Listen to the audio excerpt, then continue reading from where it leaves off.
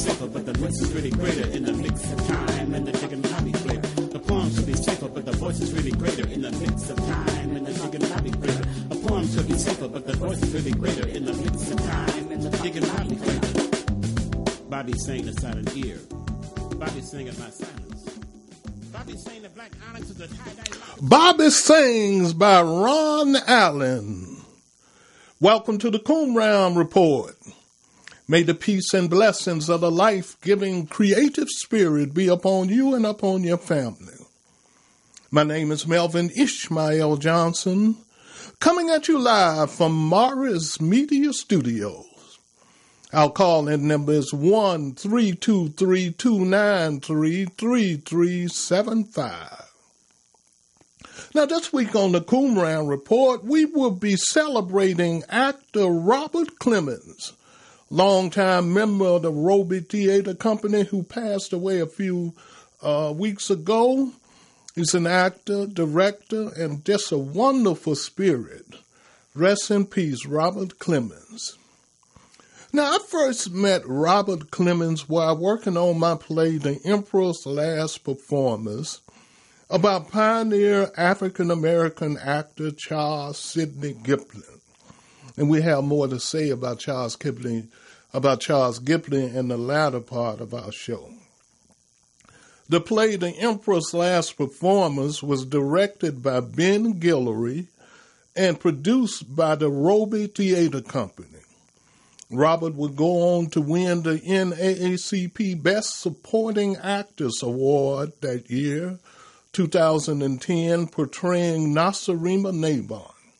Now, I would like to play a short clip from that play where Robert is Nasirima Nabon and Dwayne Perry is Charles Giplin.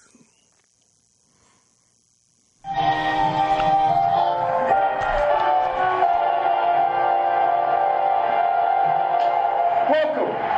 It's good to see so many people on this special occasion. Thank you very much for coming to the farewell performance of that great actor, Charles Giplin, in Eugene O'Neill's The Emperor Jones. We still have a little time before curtain. I know Mr. Gilpin promised to meet and greet you all before earlier this afternoon, and I must take responsibility for his failure to show. You see, he's had a very tiring day, and as his manager and longtime friend, I suggested he get some rest. But don't worry, we're going to have a wonderful time. It's good to see we have a full house. He loves performing before a full house. Charles Gilpin has that inner power that engulfs the entire audience. We are here to celebrate a long and distinguished career in the theater. He's a man that took a stand for something he believed in, and there's nothing wrong with taking a stand. All of us should take a stand sometime in our life. And like we always said, learn to see the drama in your own life. Yeah. I better let the star of the show know that it's almost time for curtain. As I mentioned, Robert won the Best Supporting Actor for his role in my play, The Emperor's Last Performance, about the first famous black actor in the Charles Sidney Giplin. A few years later, I would interview Robert at the Ford Theater, where he was performing in the play The 101 Club about the Tuskegee Airmen. And we had a great time, and he, excellent actor. But here's a little 5-minute clip from that interview at the Ford Theater. Melvin Ishmael Johnson, broadcasting live from Skid Row Studios. Live. I'm at the beautiful Ford Theater at the Edison Plaza, and I'm talking to Robert Clemens. He's one of the actors that will be doing the readings tonight. What part would you play in, Robert? I'm playing Undersecretary of the Air Force, Rodney Coleman. Mm-hmm. Can you tell us a little about what you know about Rodney Coleman? I know absolutely nothing about Rodney Coleman. I just know that he's trying to take care of a mess, or trying to straighten out some things that happened in the past, and he's the head of the commission that was duly advocated to put some rights to some wrongs from the past, and he's commissioned by the President of the United States back in 1995. Can you talk a little about your home, where you're from, and how you got off into acting? I'm originally from Hartford, Connecticut, insurance capital of the world. I don't know how that happened to come to be that, but we have all the main insurance company, Travelers, Aetna, Cigna, all those type of insurance companies are housed in Hartford, Connecticut. And I wasn't an actor at first. After college, I worked for IBM Corporation for 10 years before I found out that that was not for me, that I needed to express myself. And after my father, who had worked like 40 years straight for a aircraft building company, manufacturing company, Pratt & Whitney, and he died at 61 of a heart attack, that I wasn't going out like that. If I was going to work for a company that long, I surely didn't want to end up like that. So I resigned from IBM Corp and went about going to the acting arena. You also work over there with the Roby Theater Company, and I know you've been in a number of plays. You're also getting ready to direct during the Paul Robeson Festival. Yeah. Is this your first time directing? No, it's not. I've directed some pieces in college, and I directed some pieces here in L.A. Since I've been in L.A. 3 pieces. Was with a company called the Road Theater Company, and I directed a couple of pieces for them, and I also directed a piece that was presented in Inglewood called West Memphis Mojo. And so this is such a great honor to be now on the boards for directing at the Roby Theater Company. In fact, I just got back from casting all day long. We were casting people for the plays that are going to be done. And you casted the 2 plays that you're doing? I didn't totally cast them, but at least I filled in all the spots that I couldn't fill, and the rest. But it gave me all possibilities of the people that I didn't have as first choice. I had fill-ins for those first choice people. What are the 2 plays about? The first play is called Eslanda Unplugged, and it's about Paul Robeson and his wife Eslanda. They call her Essie, and it's a play about both of them. Essie has known for years that Paul Robeson has been dilly-dallying around the female anatomy, and people, he was a big figure, and women loved him, so they were just more or less throwing themselves at him, and he, being a man of stature and an athlete, he had quite a libido, and he exercised it. So this was Essie's chance to get back and state her thoughts about him doing that kind of thing. So he has to relent because he got kind of snagged. Who is the playwright? The playwright is Nui. I don't know her last name. Lawson. I'm sorry, that's bad. I don't know her last name. She wrote this play, and part of it is cast. Josh Shams is going to play Paul Robeson. Oh wow! Oh wow! He's Paul Robeson. Yes. Yeah, in the Emperor's Last Performance. That's right. Yes, and he, as soon as he heard about it, he said, "Yes, sir, right on the money." Yes. So. Okay then. Thank you, Mr. Robert Clemens. We're going to get another interview with you. We're waiting on to see the great performance that you're going to put on tonight. Not a problem. Okay, thank you, Robert Clemens. Okay, that was Robert Clemens. And, you know, with Robert, I had many discussions with Robert about the need for a national black theater company and, a serious need for it. We talked about, at one time, you know, the United States had a national company called the Federal Theater Project, and they had the Negro section, which was located and funded by the government in most of your major cities in the United States here. The problem, excellent talent, you can find the archives at George Mason University at Fairfax, Virginia. But the conflict was that the government felt there was too many communists involved with the artists and the playwrights community. Mainly they was focusing on the top artists at that time, which was Paul Robeson. And his international influence, because he had influence all over the United States, especially in the Soviet Union and in England. So they decided to shut down the Federal Theater Project, the national theater company that the United States had at that particular time. This would have been late 30s, early 40s.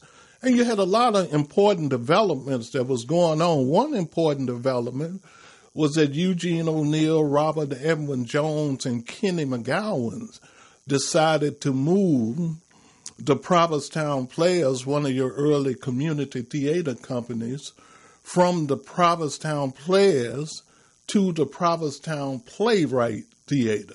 They felt that the playwright should be the focus.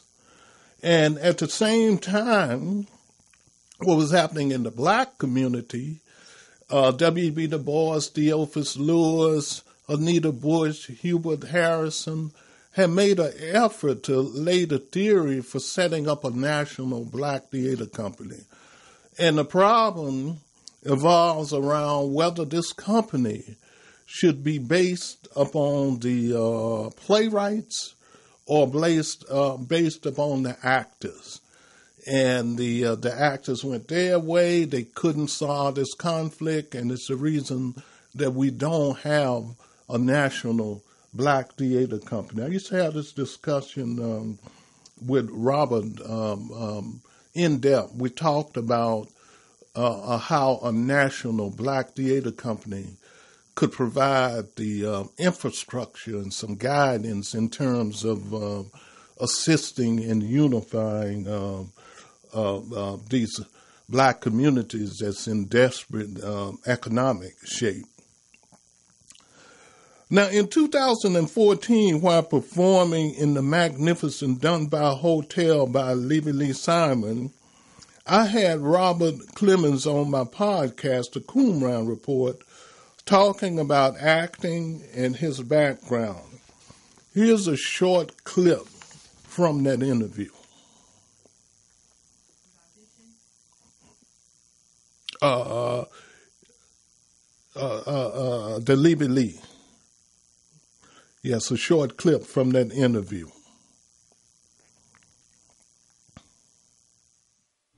Okay, let's jump right off into, I'd like to start off with Robin and go around. Can you tell us how did you first get involved with acting? Well, I started in college at a school up in upstate New York, and they had a theater in the round, which is very unusual and very informative as far as learning your skills in the theater, because you have to learn where your focus is, where you are on stage at all times, and where the audience is, and they're all around you. So you have to hone in your skill level as far as that's concerned. And but at that time, I never thought of becoming an actor. And when I left, I worked for IBM for 10 years. Oh.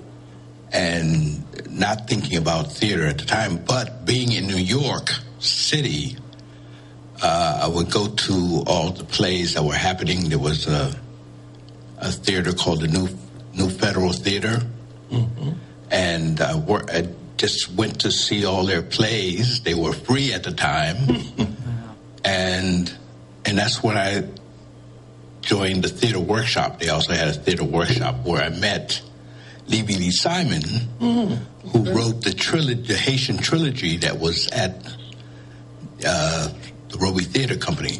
So I met quite a few actors there. Was he acting or directing or writing there? He was acting there. He hadn't started directing or writing until actually, I think it was the year before Roby did the trilogy, and he got a fellowship to Iowa State or the University of Iowa to become a playwright. And that's where he wrote the trilogy up in Iowa. And luckily, looking at the backstage one day, I saw that Roby Theater Company was doing a play by Levy Lee Simon, and I had lost touch with him. I didn't know he was in Iowa. So I contacted Ben Guillory, and he gave me his address and his telephone number, and I contacted him, and that's when I joined or got regularly involved with the Roby Theater Company. You was out here then or in New York? I was in L.A. at that time. You know, and Roby Theater Company wasn't doing any productions at that time. They were just doing readings, which was big in New York, and so it was big out here. They would have readings and have 200 people come out. And so that's where I got involved with them, just coming to their readings. And then my first play with them was the first Haitian piece, Toussaint Louverture. Okay, we're going to come. Okay, that was Robert. He was talking about how he met the playwright Levy Lee Simon, and we should be talking to Levy in a little while. He's going to call in and share some memories about Robert.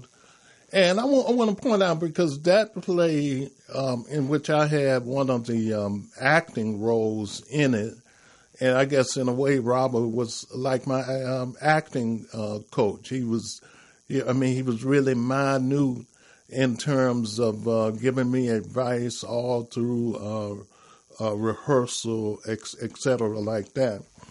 But and I am thankful for him. But what I would like to do at this time, until we get Levy Lee Simon on the line, I want to mention that this coming Sunday, May the 13th, is Mother's Day. It's a very important day because all of us have mothers out there. And I want to read a little short poem, and then we're going to get back to discussing some of the highlights about Robert and his career. This poem is called A Mother's Love, the Eternal Gift. The greatest gift that comes from above is a mother's smile and a mother's love. I thank you for taking care of me when I couldn't take care of myself. A mother's love, the eternal gift, for downward souls, a daily lift. A mother's love will always stay with you, make you accomplish anything you want to. I thank you for loving me when I couldn't love myself, standing by me when nobody else, loving me regardless and not thinking twice. A mother's love is the gift of life. So everyone out there, think about moms this coming Sunday. Now, at this time, I want to talk about something that I think is very important to the black communities here, And the fact that we don't have a national black theater company in all of these major cities. And I just want to highlight some of the individuals that made an effort and laid the foundation for a national black theater company. I want to talk about Charles Sidney Gipling, which we would also talk about at the end of the show. He was really the first. He became famous in Eugene O'Neill's play, The Emperor Jones. Up until that time, most of the roles that you saw on Broadway were either comic, degrading roles, and the serious roles on Broadway that called for a black actor, a white actor would play in blackface, would play that particular character in blackface. So when the Provincetown Players came across this play by Eugene O'Neill, he had been experimenting in writing about black life. He had wrote a few earlier short plays about that. And he wrote this play called The Emperor Jones, which I thought is an excellent play, still so far ahead of his time with this particular play. I think it was based upon what was happening with Marcus Garvey and mixing it in with a lot of other historical information. And Charles Gipling, at first, when the Provincetown Players was putting this together, the director was George G.X. Cook, who was the head of the Provincetown Players at that particular time. Provincetown Players, very important community theater company that was founded by G.X. Cooks, Reed, who wrote the famous book 10 Days That Changed the World, about the Russian Revolution, Edna Kenton, some of your early radicals that founded that theater company. It was one of your early integrated community theater company. And so they decided that for the lead role, instead of doing it in blackface, they would bring in a capable African-American actor. And at this particular time, Charles Sidney Gipling was probably one of your most skilled actors, white or black during that time, who had probably performed he had 20 years of acting experience at that time. He had worked with most of your historical black theater companies like the Lafayette Players, the Peking Players of Chicago, the Williams and Walker Company. Charles Gipling had performed with him. But the problem that he ran into is that when Eugene O'Neill was doing his research for the Emperor Jones, mingling throughout the Harlem community and paying attention to how black people talk and communicated with each other, when he put the play together, he utilized the N-word, the word nigger, 28 times throughout the play. And eventually, over the period of time, this is a play that went to Broadway and performed over 200 straight performers. And Gipling received a lot of positive feedback from the Broadway and white community, and a lot of negative feedback from the black community that created a conflict in his mind. And so Gipling, he was one of your first actors to challenge the use of the N-word in the performing arts. And he had a conflict with Eugene O'Neill to the extent that Eugene O'Neill would fire Charles Gipling, and this would create the opening for bringing in Paul Robeson, who would take over the role in the Emperor Jones would travel on an international basis, and in 1933 would make the film, the Emperor Jones. So this was a very important turning point. And the reason I mention this is because Giblin manager was Hubert Harrison, very conscious individual during that particular time. And you had Hubert Harrison, Theophilus Lewis, Anita Bush, Dr. W.E.B. Du Bois, who had worked out the theory for a national black theater company to be connected and located in most of your large cities in the United States of America. And I mentioned earlier about the fact that the actors and the playwright ran into a conflict that really haven't been able to solve that today on whether or not a national black theater company should be focused on the actors or the playwrights. And, I lean in the direction that the playwrights are the creators of it, creators of that word. They're the starting points, even though the actors are the interpreter of that particular script.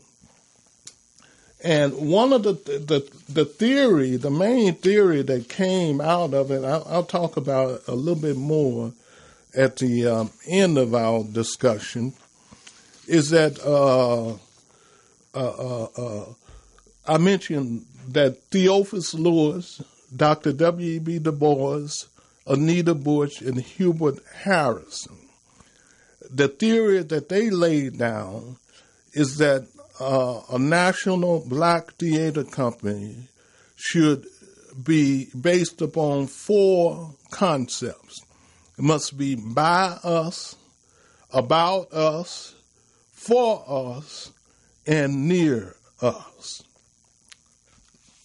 At the latter part of the show today, I'll talk about that in details about that national black theater company. Okay, let's get back to talking about Robert. I've seen Robert in Anna LaCosta.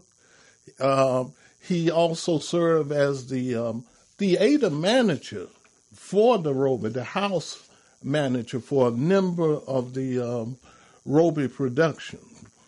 He was a serious actor, as he mentioned earlier. He was also a serious director, and I was looking forward in seeing Robert direct some more of the long-term Roby productions over there. So we're still waiting on Levy Lee's assignment. He is supposed to call in, and then we're going to talk a little about Robert when he called in. But let's, while we're waiting on Levy, let's play. I had talked to Robert about the art of acting and what is it? Can he share some of his expertise on what advice he would in terms of auditioning for a role? So here's a little clip about Robert talking about auditioning. Talk about next. What is your process for auditioning? Let's start with you, Robert. Well, process is don't think too much about it. Because if you place too much importance on it, then you're tight and you're not yourself. So you have to almost give it a I don't give a fuck attitude. And screw them if they don't pick me, because I'm supposed to be having this job. So if they don't want me, it's their misfortune. So I try to go into it with that kind of attitude. But if you don't audition that much, then you tend to push things because you want that part. And because I haven't had an audition for a couple of weeks or so, so I want to nail this one. So you press. So that's tough unless you audition on a regular basis. Mm-hmm. So I don't really have a process. Just be as proficient with the lines that they provide to you and to be off book and ready to go. Do you also like to use a lot of your material or the material that they give you to work? Well, it depends. Most theater, you're using either your material, but TV and film, you're going to be using their stuff because they want to see how you react with their material. So there's no choice in that matter. Okay. Okay, that was Robert Clemens talking about auditioning, and I'm still waiting on a call to come in to talk to the playwright Lee Simon, who was one of the mentors of Robert. Robert speaks highly of him. But let's take a little time. Let's talk about what is the role of the actor today and the role of the playwright. And let me talk about that for a while, because I think when we tried to. I have a veterans workshop that I deal with training veterans for jobs in the theater, stage manager job. And we work with what we call the community theater model. And the community theater model is the harmonious integration of 7 components working in a spirit of harmony to present theater to the community under a national theater format situated in 24 areas of the United States of America. And we consider to be the first component is what we talked about earlier, is the word. That is the starting point for a playwright. It's a playwright that create the worlds. And if we're going to develop a national black theater company, I think this is where Du Bois and all of them was pushing that it should be for us, by us, near us, and about us. So the starting point, when you look at what's happening with most of the black stories that come out of the community now, they don't fit those 4 requirements that W.E.B. Du Bois laid down, that Theophilus Lewis, Hubert Harrison, and Anita Bush laid down for developing a national black theater company. So the first component is the word. The second component is the artist. The artists, and these are they symbolize that word, and we're talking about the actors here. The third component is, of course, the audience. Without the audience, there can be no performance. And then the fourth component is what we call the drama stage group, which is the back of the house group, training individuals in the technical aspect of the theater, like stage manager, lighting, costume, sounds, etc., like that. And the front of the house, which is the theater manager, the box office, the ushers, the promotion, and all of that. And then the fifth component was young people's theater company, because we think it's very important when you put a national theater company together, you must have a young people component that focus on young people. That's creative drama for the young, for the very young, 5, 6, 7 years, etc., like that. And then also a young people's theater company that focus in on plays for young people to deal with the lifestyles and the different problems that they're dealing with. And then the fifth component is a dance company. What the sixth component? It's a dance company. We also feel that a dance company should be part of this model also because it is an artistic form in itself. And then the final component was what we call the anti-violence situation coping group, which was based upon the concept of the circle, where you would put violent and potential violent situations under a microscope and dramatize these situations with the aim of coming up with a solution to these situations before they escalate into violence. Now, in our models that we talked about, the community theater model, the last component is the anti-violence situation coping group.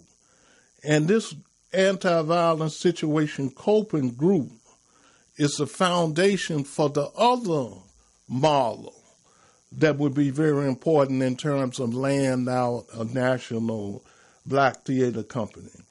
And this model is called the NESONA model. That's NESONA. And what this stands for is nutrition, exercise, spirituality, one-on-one, needs fulfillment, and the anti-violence situation coping group, which is the last component for both of these models. Now, where the research for the NESONA model comes from some of your early black African-American organizations that were studied to put this model together. One of them was the Nation of Islam. You know, the question that always came up is how was the Nation of Islam able to turn so many substance abusers, ex-offenders, or et cetera like that around when a lot of your expensive substance abuse programs, which had a dismal record, you know, in terms of having substance abusers that would relapse or people that would end up in prison. And what we found out is that, this volume, it was actually developed during the time of the Honorable Elijah Muhammad and Malcolm X, who really put this workable model together and had a centralized organization until the conflict developed between Malcolm X and the Honorable Elijah Muhammad. But what we found out is that the first part of the NESONA model, nutrition, exercise, and spirituality, was based upon individual action. These are things that for example, what the Nation of Islam would do, they would deal with long-term heroin addicts who had ended up in prison, et cetera, like that. And what they realized that in most of your penal institutions, you had the first three elements intact: nutrition, exercise, spirituality. And these was based upon individual action. But what they found out is that when you move into group action, one-on-one, needs fulfillment, and then the anti-violence situation coping group, this was based upon group action in terms, and this was one of the reasons that they were so successful in terms of keeping an individual from relapsing. Okay, so that was the basic theory behind a successful national black theater company. Now let me move back. We was expecting a call to come in, but as I mentioned earlier, Robert Clemens won the NAACP Best Supporting Actor Award in my play, The Emperor's Last Performance, about pioneer African American actor Charles Gibson. And I would like to play once again. Let's play that interview from Robert at the Ford Theater. L. Johnson, broadcasting live from Skid Row Studio. Live. I'm at the beautiful Ford Theater at the Edison Plaza, and I'm talking to Robert Clemens. He's one of the actors that will be doing the readings tonight. What part would you play in, Robert? I'm playing Undersecretary of the Air Force, Rodney Coleman. Mm-hmm. Can you tell us a little about what you know about Rodney Coleman? I know absolutely nothing about Rodney Coleman. I just know that he's trying to take care of a mess, or trying to straighten out some things that happened in the past, and he's the head of the commission that was duly advocated to put some rights to some wrongs from the past, and he's commissioned by the President of the United States back in 1995. Can you talk a little about your home, where you're from, and how you got off into acting? I'm originally from Hartford, Connecticut, insurance capital of the world. I don't know how that happened to come to be that, but we have all the main insurance company, Travelers, Aetna, Cigna, all those type of insurance companies are housed in Hartford, Connecticut. And I wasn't an actor at first. After college, I worked for IBM Corporation for 10 years before I found out that was not for me, that I needed to express myself. And after my father, who had worked like 40 years straight for a aircraft building company, manufacturing company, Pratt & Whitney, and he died at 61 of a heart attack, that I wasn't going out like that. If I was going to work for a company that long, I surely didn't want to end up like that. So I resigned from IBM Corp and went about going to the acting arena.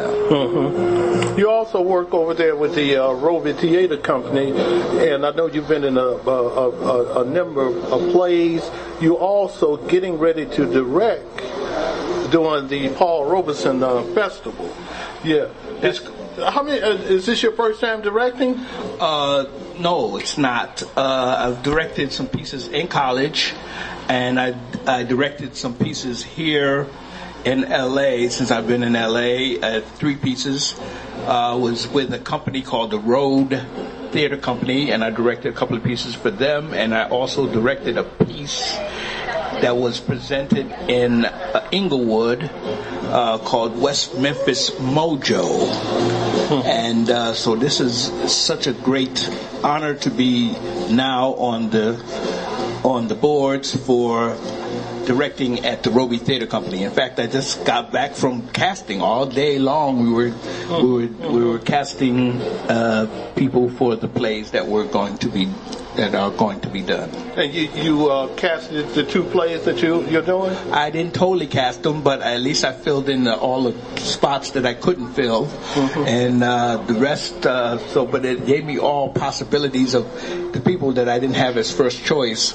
I had fill-ins for those first choice people. What are the 2 plays about? The first play is called Eslanda Unplugged, and it's about Paul Robeson and his wife Eslanda, They call the Essie, and it's a play about both of them.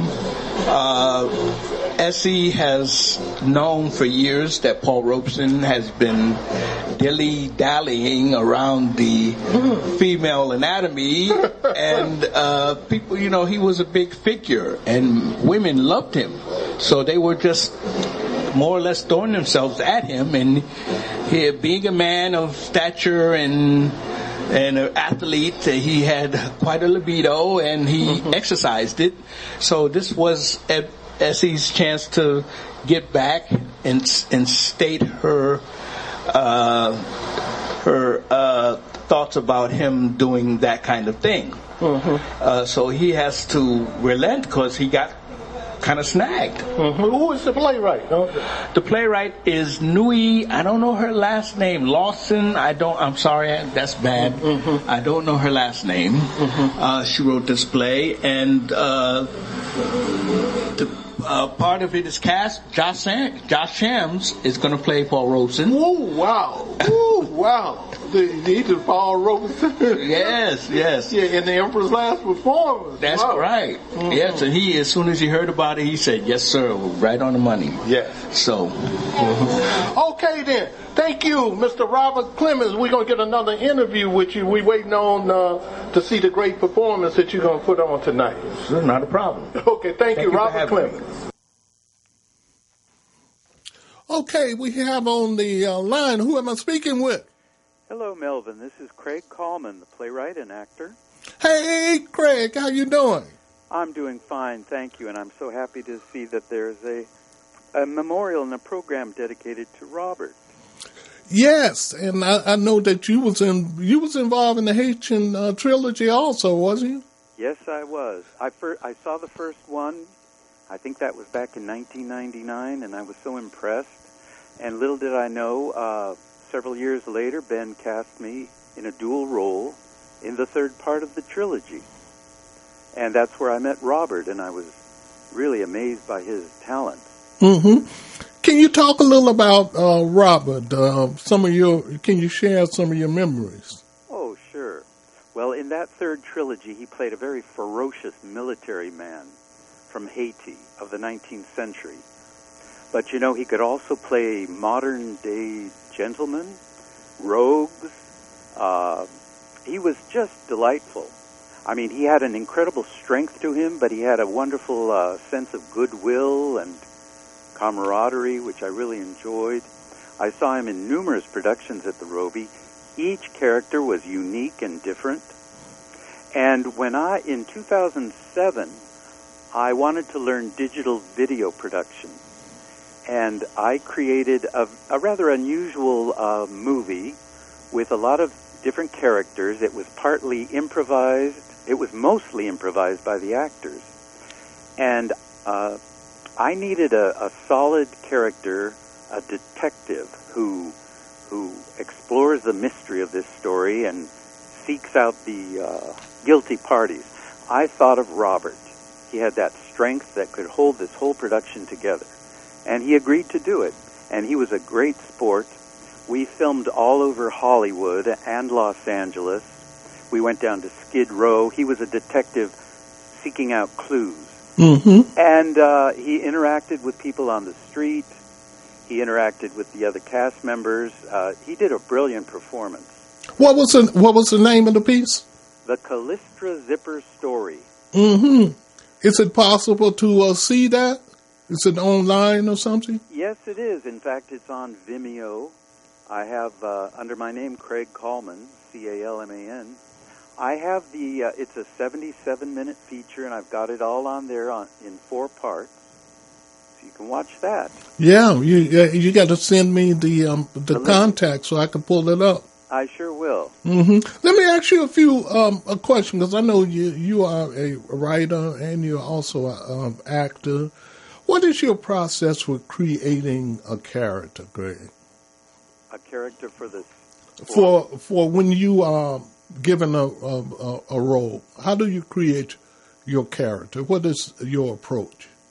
My approach is to try to understand what is this character that the playwright is presenting. what are the qualities, the essential qualities of this character, and how does it fit into the overall arc of this play? Yes, that would be fundamentally how I would go about it.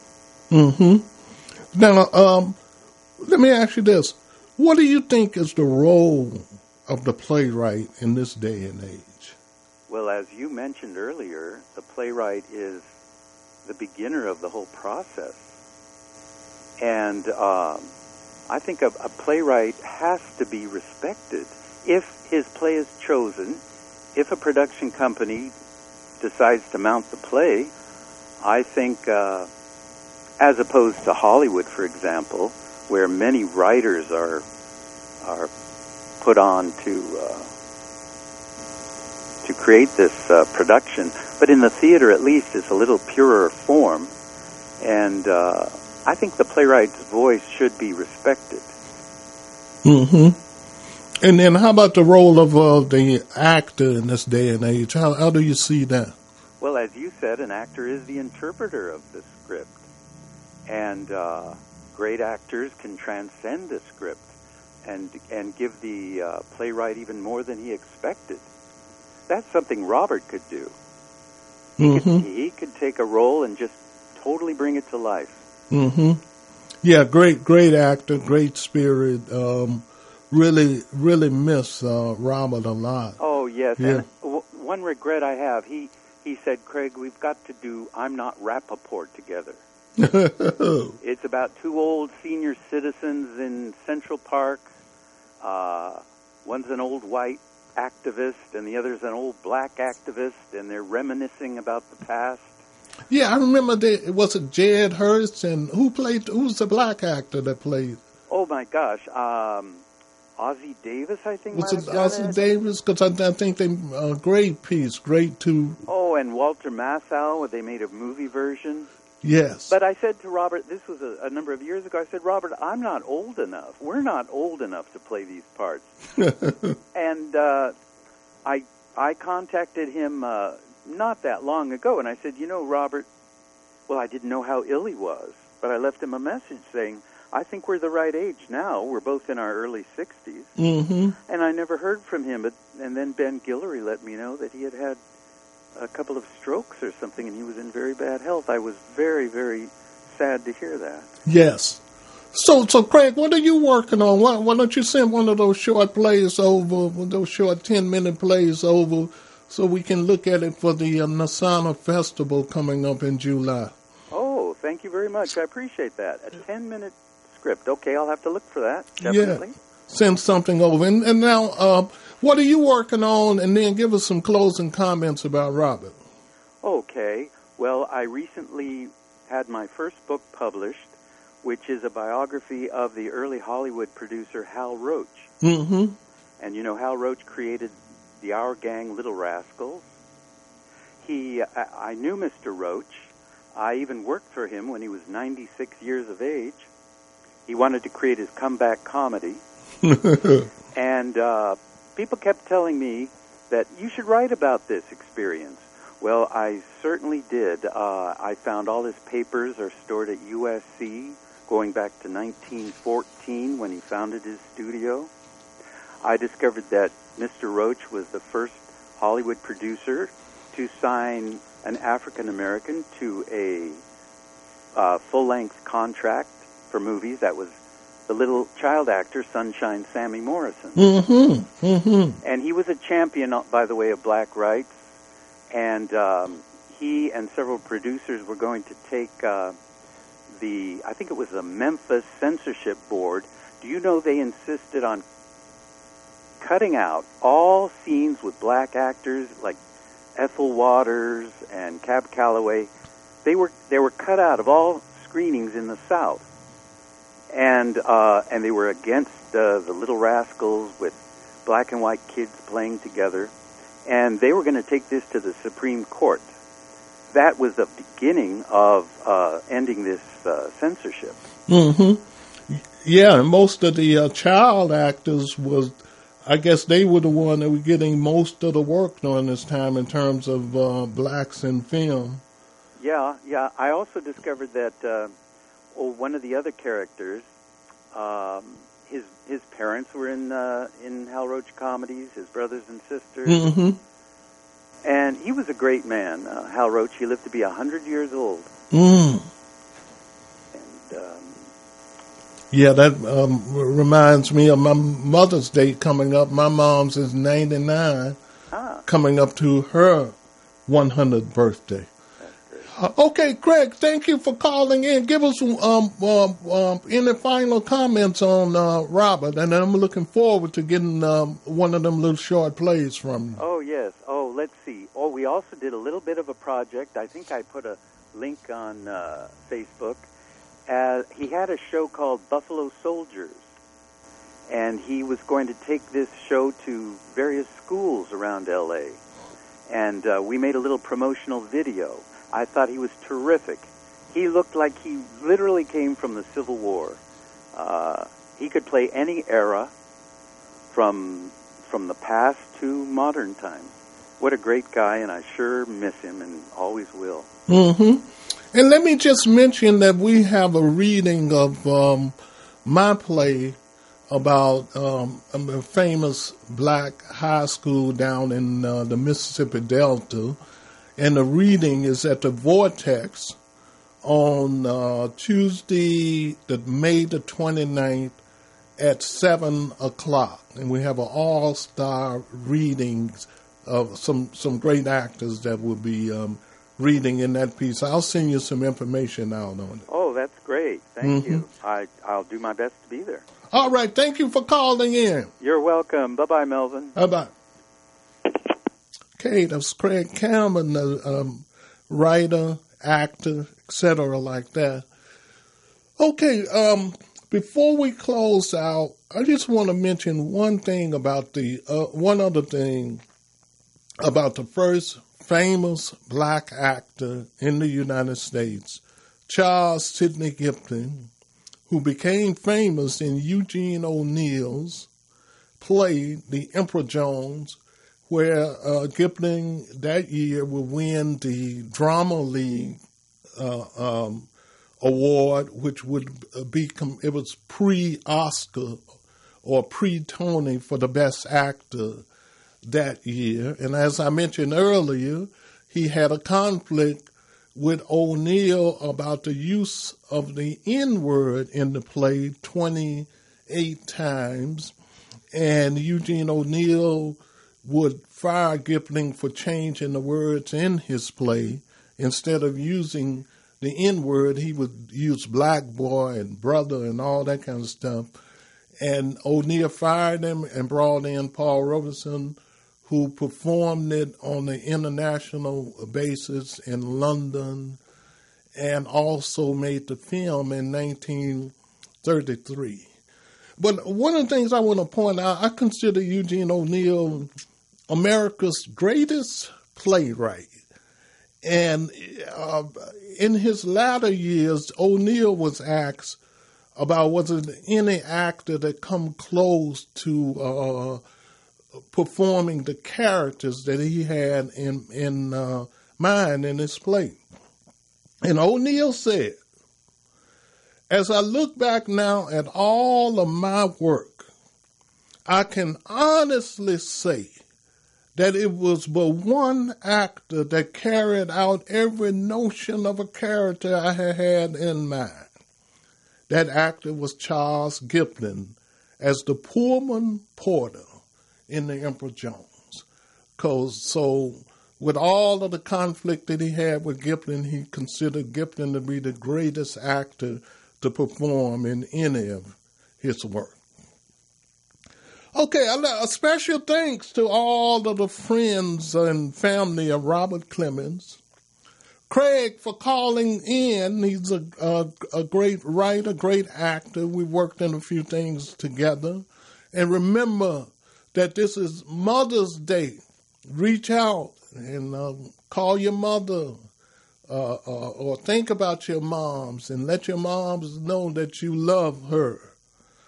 Now, please listen to past shows of the Qumran Report by Googling in Qumran Report. Thank you for tuning in to the Qumran Report, And from your host, Melvin Ishmael Johnson, may the peace and blessings of the life-giving creative spirit be upon you and upon your family. I leave you with Bobby Sing by Ron Allen.